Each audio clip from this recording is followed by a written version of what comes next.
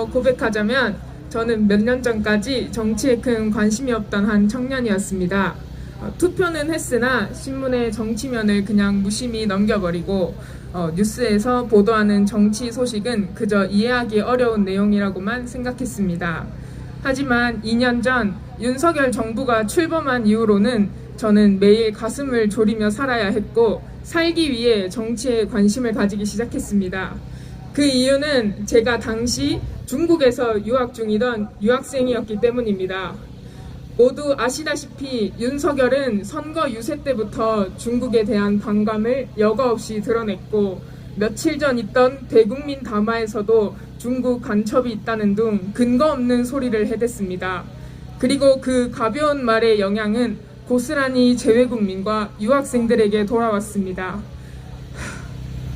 저는 중국에 있을 당시 대통령의 한마디로 환율이 치솟아 학비가 올랐고 현지인들이 한국을 대하는 태도가 눈에 띄게 달라진 것을 직접 목격하였으며 그로 인해 수많은 사람들이 당장 내일의 체류 비자 발급을 걱정해야 하는 모습을 지켜보았습니다. 이런 상황에 저는 도저히 가만히 있을 수가 없어 22대 국회의원 투표를 하겠다고 상하이 대사관의 재외국민 투표소를 차로 왕복 13시간 600km를 달려갔다 왔습니다. 그러나 저뿐만이 아닙니다. 외국에 거주하는 수많은 재외국민들은 오직 투표를 위해 국민의 권리를 행사하기 위해 저보다 더 먼 거리를 달릴 것입니다.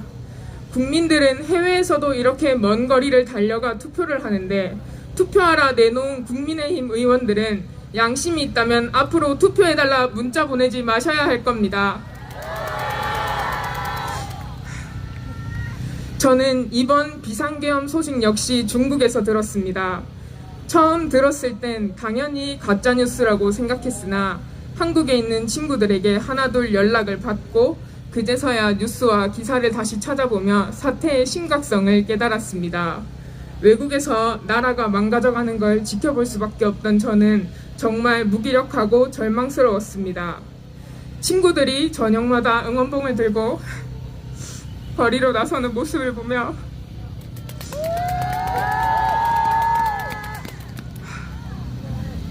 나만 혼자 편하게 있는 것 같다는 죄책감과 미안함에 눈물이 났습니다.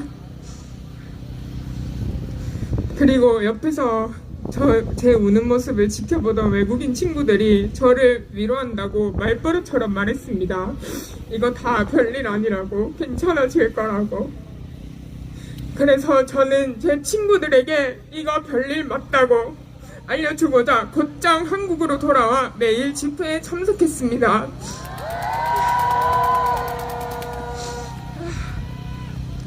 네, 돌아와서 직접 집회에 나와보니 저는 내가 혼자가 아니구나라는 것을 강하게 느꼈습니다. 우리가 함께 목소리를 낸다면 이 절망적인 상황도 반드시 바뀔 수 있을 것이라는 희망이 생겼습니다. 그 결과 대통령 탄핵 투표는 가결되었고 우리는 한 걸음 더 나아갔으나 두려움은 지금도 여전히 있습니다.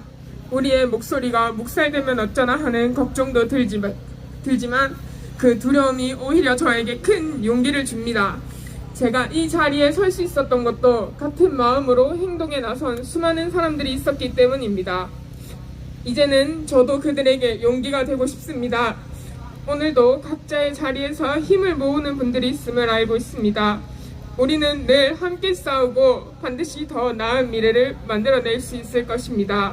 그러니 끝까지 포기하지 맙시다. 감사합니다.